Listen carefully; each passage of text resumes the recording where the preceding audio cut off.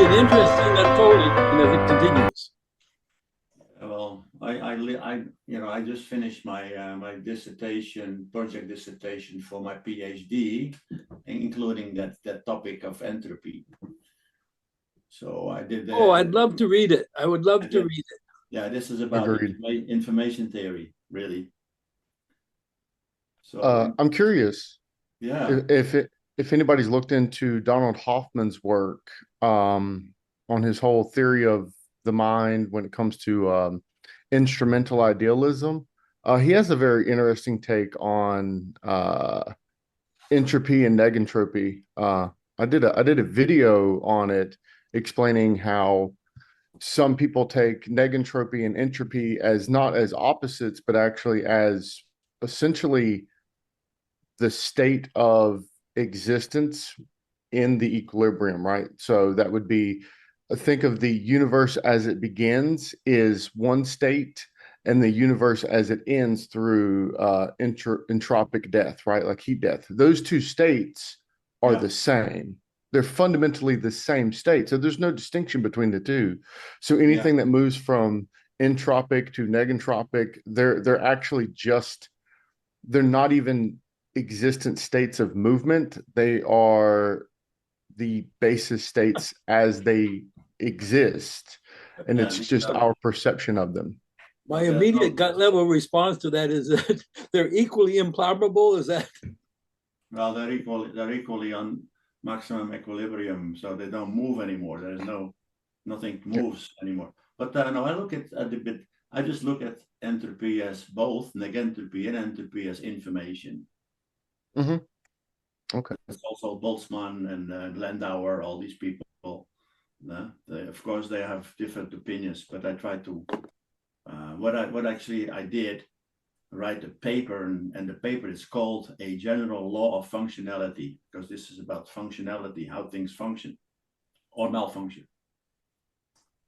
So natural systems, biological systems, My and social singular systems. question to you, sir, would be what is the role of identity in your views of this? When I use identity here in the broadest sense, whether it's identity of the human individual or identity of the atom or of the genetic system or the identity of an object within information theory.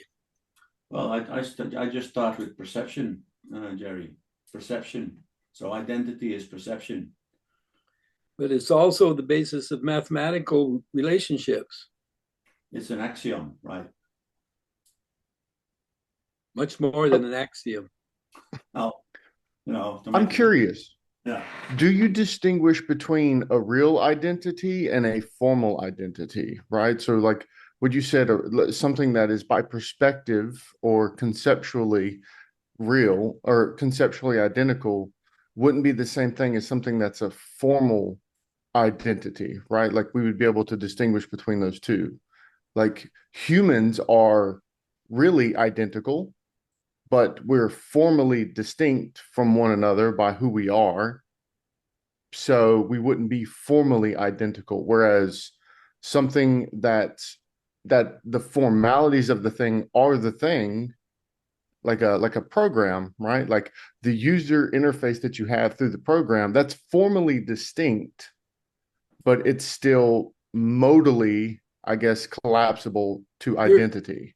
Your thought is very clear and precise, and I appreciate that perspective a great deal because you run into exactly this tension when you deal with the chemical table of elements, where each chemical element has its own identity, and this is both a formal identity as well as a real identity in the sense that you were using the term.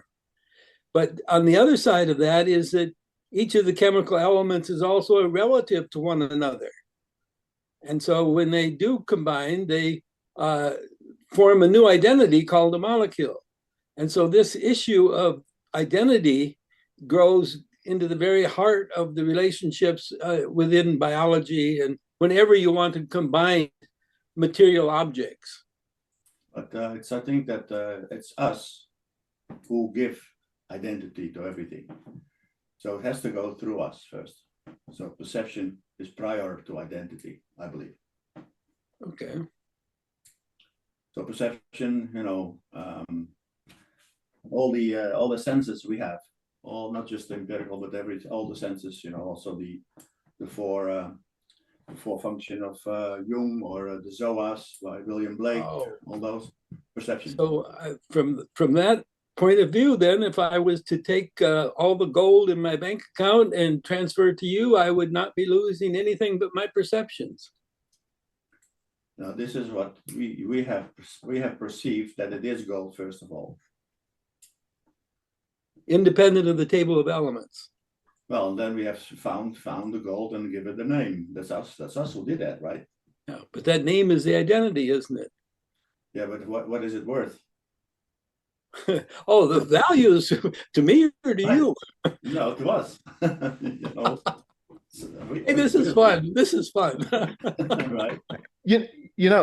That's interesting. I was reading some of Ashby's work, where Ashby's trying to really work off of like Bernton Laffey and the guy from General Systems Theory. I can never say his name. The German. German. General Systems Theory. Was that? It might be Bernton Laffey.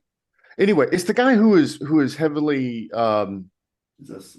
who worked a lot with Hayek.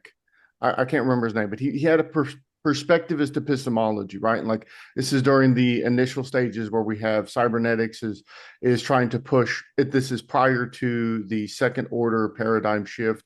So, but then we move into the second order paradigm. Actually, it is Bernton Laffey. I don't know why I was struggling with that. Like, yeah, he's Austrian. Yeah. And so we have this second order radical constructivism, but we have this perspectivism, right? And Ashby's trying to work out this epistemology that can hold to a rationality that doesn't just become purely relative, right? And Bernton Laffey, in his work, was like, well, what we need to look at isn't necessarily saying that, okay, we have an infinite amount of perspectives, right? But in this infinite amount of perspectives, there exists like a meta perspective. And this meta perspective is true regardless of the differences of the perspectives that people see, because although the passive taking in of the information is one thing, but then we have to distinguish between the active, right? So the passive, everybody takes in the same information on the passive.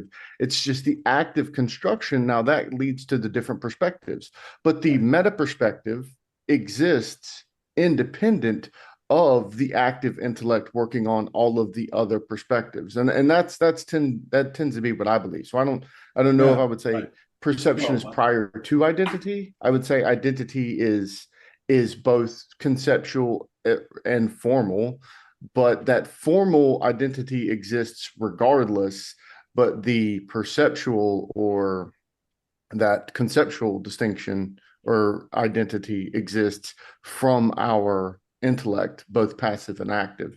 But that's the way I distinguish between a passive intellect and an active intellect. Right, but the door is the door, right? Okay. Right. A door is your door, and my door are the same. There are doors. Yeah. Right. Okay, gentlemen, I think we need to start our formal presentation. Looks like Maurice is still not here. And so Joe and Jerry, who do you want to start first? Jerry? Joe? No. What happened to our main speaker? I think I guess his identity is not adjusted to our time and space at this moment. So he probably will be late, because I think the time change thing is pretty confusing to a lot of people. So first, let me say that I would like to withdraw from today's presentation, Jason. I have some very new and very exciting results that kept me going in such a manner that I haven't been able to focus on this presentation. But I could make a comment or two about third order cybernetics and that this would be very ad hoc sort of comments. But the mathematics that I hope to present, I have not prepared adequately to present. Okay. And they are very, well, let's put He's here. very radical view of mathematics. So I really would want to do a first-class job on it and not just a sloppy presentation of it. Oh, that's fine. That's fine. Because it certainly would be challenged by this audience. You know, neural network. But the feedback to correct the system, for example, a capitalist system, is of course not used to sustain the system for the sustenance part of it. So we are putting positive feedback in a capitalistic system by creating more money flow, more money creation, until it and then it makes it dysfunctional because it has an effect, a negative interdependent effect, a contraint effect. Okay, as I thought, there's a fundamental conflict or what am I talking? Not bijection, but anyway, the tension here is that in order to have a cybernetic system, you first have to have a functional system that is producing something such that you can then apply negative or positive feedback to it. The other side, the feed forward by its nature, at least in biology and in life, feed forward systems are necessary for reproduction of the system. Mm-hmm. And if you want to look at it the other way, in terms of Rosen's ideas of cybernetics, you need a mechanism to keep the system going, or a process for, if you would, profits in the market system to sustain that organization in itself. So this is a profound difference in the language being used here to describe cybernetic systems. Okay, let's listen to Lucio. Lucio, you have a comment. Yes, hello everybody. First, Jason, Jerry, Maurice, etc. Sorry to be late, but actually maybe Jason, you have to change the convenal date, because now Europe has moved to the legal time. That is, it means that we start in this time at 4, not at 5. That's why I joined you for you at 6, what was 5 for me. Okay. I have just some few comments I made to Maurice's paper, which I found very stimulating, actually. I mean, also with the literature that in large part, I didn't know. So, for example, mindset agency theory, I didn't read anything about that. So what I'm saying is just as an absolute beginner in the field.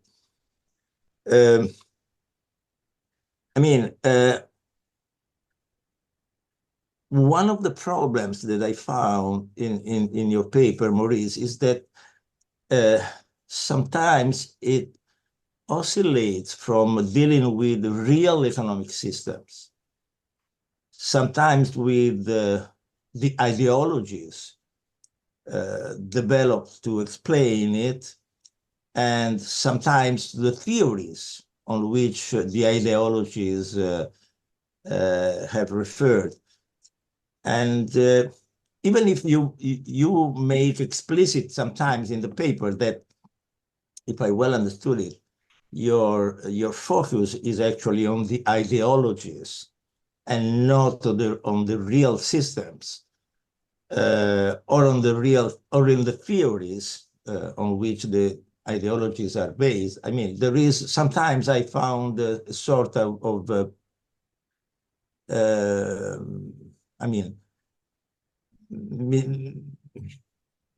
equivocality between these 3 different goals. I will make an example in a moment.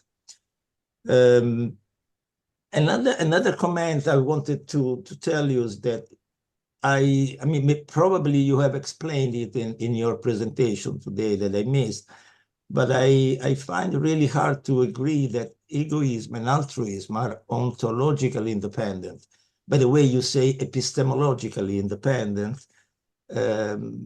I cannot really understand how you can take them as something that are, let's say, independent, so they can be at the same time high or low, just as two independent variables do. But it's probably my lack of understanding of what, or maybe you explained it already. Maybe you can say a few words, if it's not redundant with respect to what already said, I will please to listen to.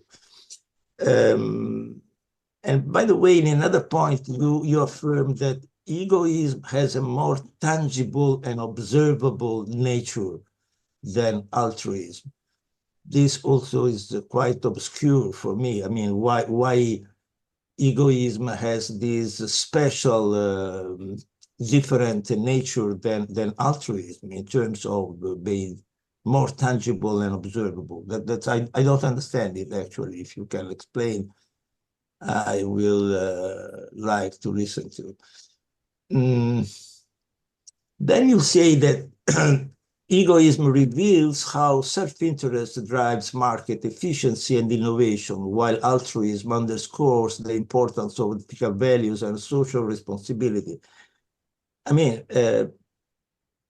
apart that markets might be, and actually are, inefficient, even under full egoistic orientation of agents.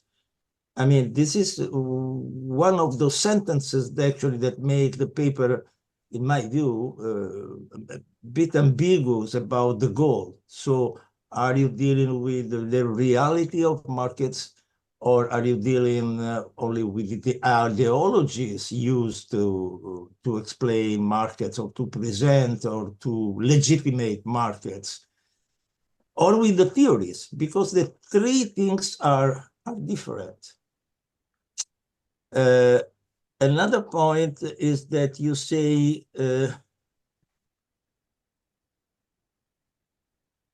that by prioritizing the well-being of employees, customers, suppliers, and the community, stakeholder capitalism seeks to create value for society, fostering social cohesion and long-term prosperity. I mean, this is an example, at least, I mean, my opinion, of the typical distinction between ideology and theory. Because according to general economic equilibrium, I mean, the main paradigm in economic theory, egoism produces what is called in the literature of classical economists the summum bonum, that is the good for everybody. So in that perspective, the perspective of general economic equilibrium is not necessarily altruism or even stakeholder capitalism.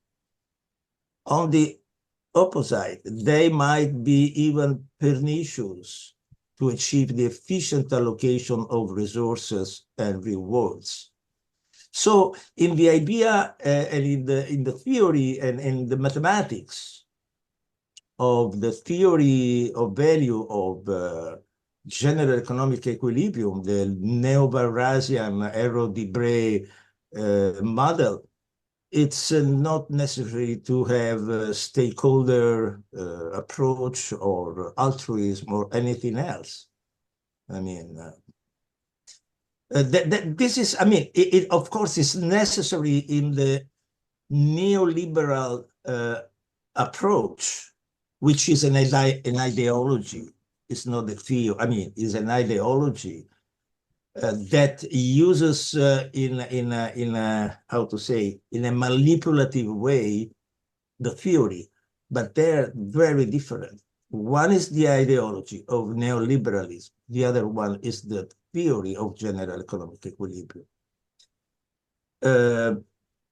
By the way, I agree with what Joe just said before, that the Adam Smith's invisible hand has been misinterpreted. I mean, it's only in the modern view of neoclassical economic theory, again, a general economic equilibrium, that the invisible hand, I mean, has been sterilized. I mean, economics from philosophical and ethical grounds.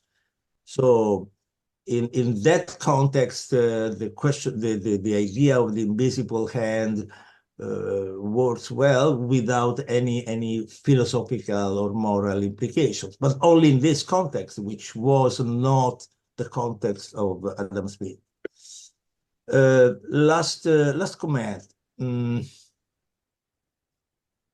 I find very stimulating the idea to use ChatGPT to disclose the score and tendency of altruism and egoism, as you did, Maurice, throughout. I mean, and do it throughout 2 centuries of ideologies. But I mean, as you too were actually, artificial intelligence, I mean, at least in that way, is a black box. So you too underline this, no? That is, you too don't know how ChatGPT reached that result. What are the mechanisms, the procedures, the algorithms? What is causing what? So on one side, I find it interesting and stimulating. On the other side, I say, okay, just a moment. When we are dealing with such big issues for social, economic life, and I mean, so fundamental aspects, we must be sure how these results have been reached. I mean, we, in the sense that the community, the people, we as scientists, we as researchers, we cannot trust the black box, even in this, I mean, modern shape that is with ChatGPT or similar huge models. We must know how these scores have been produced, have been calculated. That's all. Thank you, Lucio. You made some interesting points. The last one, well, you weren't here for the presentation because I already expressed my unhappiness about AI and its inability to provide for you the details of how it obtained its materials, its responses. And normally what I do, if I use an AI, I present it and say, this is an indication rather than evidence. And you really require more work to demonstrate that this indication is valid. One way of validating that indication is if you can produce results of something which are consistent with results elsewhere that have been independently produced. And that's at the end of the paper when I compare types of neoliberalism with stakeholderism, and I define 8 types of each. I actually end up with 4 types of neoliberalism that have been identified by Pierce. Was it Pierce? Or whatever her name is, and 5 types that were defined for neoliberalism. So that's useful, and it indicates that yes, the results might be valid. So let's go back to earlier discussion points. I used Adam Smith as a springboard. I was not really interested in discussing and going into depth into his work. I was really looking towards creating an entry, an adequate entry, and that meant that I may have missed aspects. The introduction of altruism and egoism wasn't necessary to the paper. All that it did is to provide really the trajectory, indication of why I was going that way. And it was an aside. It came from Sorokin's ideas. A lot of my work has come from Sorokin's original work. When I did my PhD in the 70s, that was in Peace and Conflict in the Department of Politics at Lancaster. My then supervisor, Paul Smoker, was an advocate of Sorokin's work, and I followed his path. And there's basically, if you define culture as having a trait, then you can define it to have ideational and sensate, which was what Sorokin did. And one of these has a tendency towards altruism, and another one has a tendency towards egoism. So I took it in that direction. The reason that they are epistemically independent, anything is epistemically independent if you can have them together. So if you have a condition of nervousness, it can either be high nervousness or low nervousness, but you can't have high and low nervousness together. So they are nervousness, but high nervousness and low nervousness are not epistemically independent. Was there anything else? I'm sure there was. I made some notes. Ram, you have some comments. Sorry? I mean, if you have some comments, we haven't heard from you yet.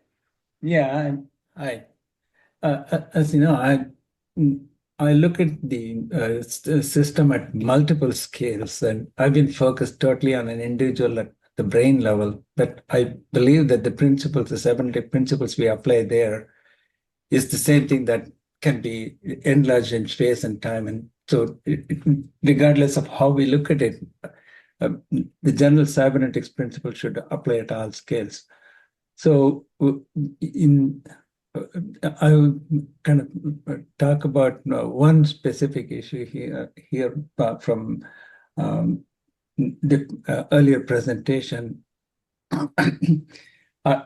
I feel the concept of singularity, that there is something that is incomprehensible. If that is accepted, then life becomes simpler. That is, if you believe in God and scriptures, that becomes the theology. If you believe in nature and deduce some laws of nature, that becomes science, in which case you use the nature or the God or as principles, and belief in those things helps to equalize a lot of things. But when you go into this concept of capitalism, and where you have a few greedy individuals that are taking control of things, then this singularity breaks down, and we get into trouble. And that is when the presentation that we had before, saying that things will all work out if you go to the fourth order cybernetics. It is not clear to me that that will work as long as the system allows greed to get into governance. So how I'm applying that to the brain model is, I'm saying we have a mind and the body working together as both the governance and communication system. if one of them becomes dominant, that is, if the people at the top become take control of it, then the other part of it doesn't work. So that's why I was putting in the notes that when Jason, you were talking about Elon Musk running the whole system here, if he loses empathy, then there won't be any room for elderly people or children or the people who are not able to work and things like that. Who is going to take care of them? Efficiency sometimes runs orthogonal to empathy. This is, I think, the point I was trying to make. In ideal world, things would work out fine, but the greedy capitalism will not work. That's all I want to say.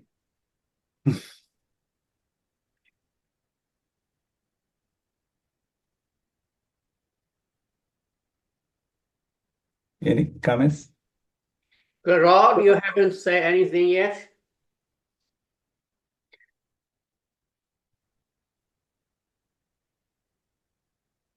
You're muted. You're still muted. Can't hear you. Were you asking me? So Yes. when you are locked out, then you are locked out. I have no comments on the question of Shesadri, although I feel positive towards what he is saying. My question is a relatively simple one. I start out by emphasizing that people's activities are based on freedom of choice. They make decisions. And so most of the time, organizations are more like games. But unfortunately, the major difficulty of people playing games is that some of the participants may step out. So the question I ask of, well, I don't know what your name is, the economans, is how about free riders? What was that? What was that last word you said? Free riders, people Free riders? step out of a system in order to profit from its advantages, but not to contribute to the system or to maintain it. I mean, so Good question. one, I'm not sure if that's, yeah. Well, I guess it's a good question. I mean, it's something that, you've got the free rider problem answer from Frederick Bastiat, so on and so forth. I'm not sure if that's really necessary. It feels more like a tangential issue because, again, it feels like, one, I'm defending a type of capitalism that seems to be against what other people are here for, and I understand that. So from that perspective, right, because Sorry, of like can I go stop ahead. you? Maybe Go ahead. because we have different interpretations of the word free rider. What I really mean is, I enjoyed your notions about love and coherence. But my major difficulty is I see systems usually as chosen interpretations of people's mental models. And that means that they can, at a certain moment, develop a different mental model, so they are no longer a member of the system. That means they can, instead of love, suddenly introduce hate. And my question was, how do I prevent that? That's a good question. So first, I'm going to fall back on Talcott Parsons. I think his work in cybernetics is important. It's a hermetic system, but it makes sense, right? So latent pattern maintenance is probably the most important piece of this, right? So how do we get people to not fall into hate over love? Well, we would hope that we would have the church as an integral part of our communal living, right? And so in that perspective, Now, if you read Peter Sorkin's Ways and Powers of Love, he will actually point to what are called apostles of love, right? These are people that their being is to have this ontological force of love that moves people back towards a type of love that's better for the system, right? I would say that this is the primary charism of the church, and it's a part of our latent pattern maintenance variable, right? So to me, I think that's where it starts, is that we need to bring back the community. Now, it doesn't have to be per se the Christian church. That's obviously something that I would have a preference for, but it's something that young people need to be brought into the world with this discussion on love. It needs to be integrated into our epistemics, whether that's scientific or not. It needs to be integrated into our day-to-day lives, that love needs to be a primary force of existence. Now, how do we deal with someone who wants to choose hate? I mean, I think this is a juridical issue. I think this is a legal issue. Something could be done about that from that perspective. But just from a pure social systems way of thinking about it, like whatever that dysfunction is needs to be either isolated or reintegrated through some type of education or something along those lines. We can do that. And then also, at the end of the day, the best way to deal with someone who hates you is to just love them harder, right? Like that's the key. It sounds silly, right? Like, how do I deal with someone who hates me? Well, just love them harder, because hate begets hate. That doesn't solve the problem, right? We've either got a problem of too much karma or whatever. But when someone hates you and hates the system, you love them anyway. So I'll give you an example of why I bring this up, is because a lot of the criticisms that fall on capitalism are not necessarily inherent to the nature of capitalism. What they end up being are reflexive operations from critical scholarship that has wedged itself into the reality of capitalism, but in and of itself, it doesn't have a necessary component within capitalism. And so what ends up happening, you start having these reflexive operations of capitalism does this, this, and this, when that's not inherent to the nature of it. But it takes on those criticisms through this reflexive process, and then it just becomes that thing, right? But we can always stand against that through memes, narratives, and things of that nature, as you've seen with the different iterations, which I would call the memeplex of capitalism, changing over time. So I think affecting these memes and understanding the memes as reality, as real expressions of underlying truths is important. And to me, it would be to take back those memes away from those critical scholars that attack capitalism, and that way we could control that narrative so that we can have altruism and we can have this type of egoism within the capitalist system, because communication is love. And to truly communicate, like the double contingency of communication is that which binds us. And so that would be that ontological love, that force. So even if they're on the outside boundaries, there's still a way to have that communication. I'm sure a lot of people are not agreeing with you. We can do another session, Joe, about this No, topic. just one quick comment on that. See, Yes. I add one comment on my part, just a short one. I fully agree with you that it's possible within the capital system to have different subsystems. For example, a football team is a different type of system.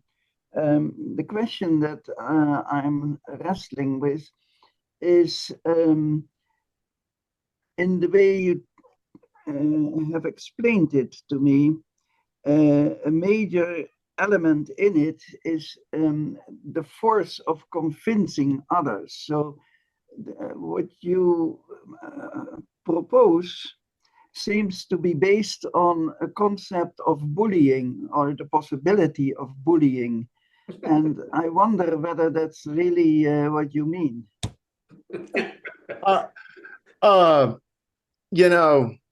Should we bully people into being better people? I mean, bully Like- them in a way of loving them more. Right. Right. Well, just think of the counterfactual there. Okay, should we not tell people to be better? Like, should we tell people to be worse? Like the counterfactual to that is it leads to absurdity, right? Like do we bully them if we want to apply that negative connotation? Of course, I guess. But the idea is that, like, hey, you don't do bad things. Stop it. And I think that's a perfectly reasonable response to any type of systemic integrations. Okay. So they do understand negative and positive feedback, right? Yeah. People tend to do understand that. So That yes. is bullying, yes. Yeah. Joe, have you ever visited Jerusalem?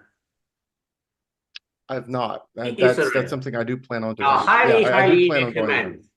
Highly, Mhm. highly recommend. I think Shishardi, Yeah. you had something you were getting ready to say. Yeah, no, what I was going to say is you can't relinquish the power to individuals because the individuals become self-interested and you can't expect them, expect all individuals to become loving suddenly. So that is where I think I talk about the concept of an individual brain to a social brain, the difference between animals that live separately versus which form groups. There are the societies, you end up with some social norms, and that the social norms are the ones that make sure that there is empathy in the system. And so love is a good concept. If every one of us is loving, yeah, it will work. But in an ideal world, then you don't need police, you don't need law, and you don't need any regulations. But that's not going to happen because there are always going to be some, in any normal distribution, there are going to be fringe elements. So you have to have social norms and you have to build it into the society. Right. I mean, again, that's not that's not mutually exclusive from what I've proposed, right? Again, so the better question I would probably ask as a response, just to kind of figure out where we're going with this, do you think that social norms, do you think those are entirely constructed through social interactions, or do you think that there is a natural disposition, like a natural state of man as social being? Right. So in the model that I've been working with, when a sensation comes in, it evokes an emotion. So sensation and emotion together becomes the feeling. And the emotion has negative valence or positive valence. And what I'm getting is we all will have certain responses, but our responses are context dependent and we are not going to be consistent. And that is why you have to have a population responding. So that is why if you look at the brain model, individual neurons don't make any decisions. It's the population of neurons that make decisions. So, and then the population of neuron, it is winner takes all. So you create a subpopulation and you empower that subpopulation, winner takes all. And that is what we are, at the social level, you call it social norms.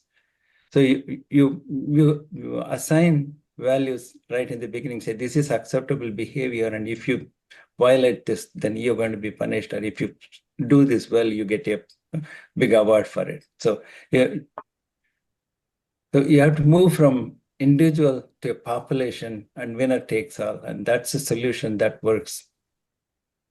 Right. Jerry has a question. Yeah, time is passing here quickly. I just wanted to bring one last comment up. We started this discussion a couple hours ago with the concept and the tensions around different interpretations of the notion of identity. And during the course of this 2 hours, I have counted up several different notions of identity with regard to the question of the independence of the individual versus the interdependence of the individuals, which Ram brings to the head in the terms of winner take all, which is really a misleading term, I believe. because that is a local concept for that instant. And it doesn't Yes. deal with the time distribution of, well, I won this round, but next round it might well be different. And in this sense of this, and the reason I bring this out is because of the word, and now I want to focus on the semantics of the word cooperativity, and that the independence of the identity in mathematics more or less has deep conflict with the notion of interdependence between people who love one another, and or communities that cooperate, or business partners, or client customer sales representatives. These distinction between the internal words used in a particular situation and the external words as we pronounce them and communicate with others. And this is where Maurice's contributions, it seemed to me, are really unique in terms not now of either mathematics or semantics, but in terms of how one views higher order cybernetic systems. You need something to balance. And it's that balancing activity that somewhere has to be brought into the general notions of systems theory and cybernetics if you're going to have higher order systems. Right. Maurice, are you still there?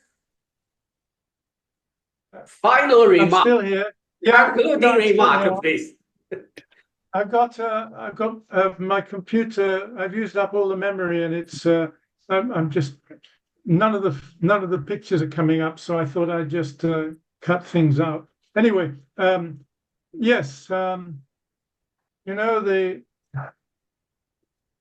I'm just writing a paper for the Internet of Things, and I've had to reconsider what collective intelligence means.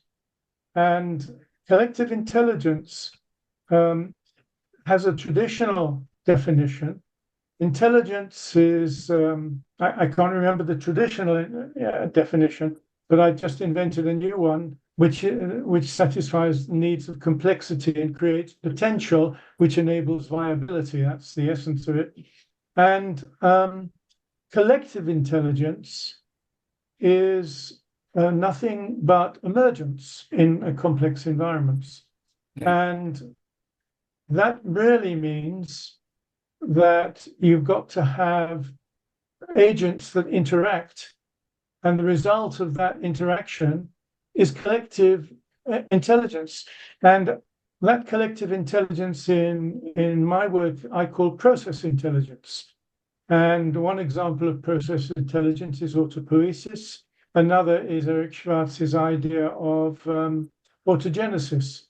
So these are varieties of collective intelligence, process intelligence. And I think integrating cybernetics with complexity is very important. And that's the direction that I come from.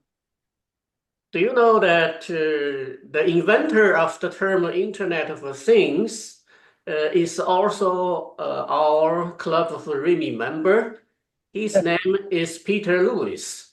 I suggest you send your paper to him so that to invite him back for a good discussion.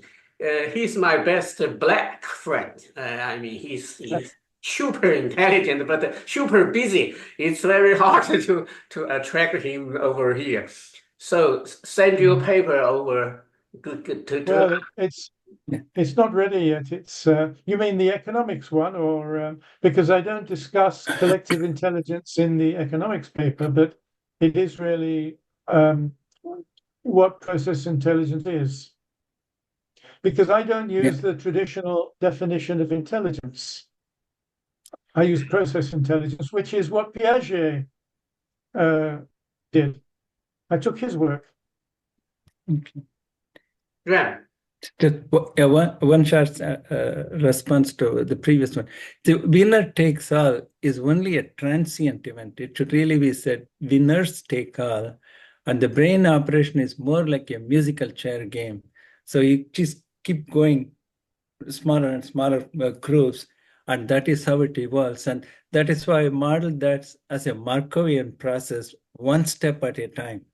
But at each step, a subpopulation becomes the winners that take all, and then that is what steers the direction. Okay, so it is not just you make one winner and then you just let them run loose. It's constantly one step at a time. It's Markov chain. I understand the mathematics. I don't like the terminology, the semantics of using this term in that way, in this context. Okay. Yeah.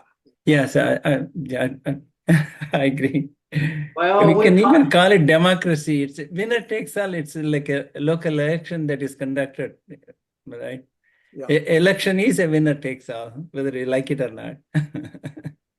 Well, this goes back to the point that I made earlier about political action or public policy. It's not necessarily a winner takes all, because the reduction of complexity isn't just to get rid of those who aren't connected. It's actually to integrate them as much as possible, right? So although it is winner takes all, it's still the collectivity that's trying to win. Right. But it's still an integration, right? So I think what he's saying is, like, when you say winner takes all, you're expressing something very clearly atomized versus what we would argue is like it's a collective, but it's not an equal representing of the collective, but that doesn't mean that there's a winner. Yeah, Gotta go. Bye-bye, everyone. Okay, we're 10 minutes over. There are good stuff in the chat box if you want to save. And we really become so-called mini Macy meetings. This is a very, very interesting session. Thank you so much for attending. And thank you for your brilliant ideas. Thank you, Thank you. Jason, for organizing. Thank you. Real quick. Thank you, everybody. Oh,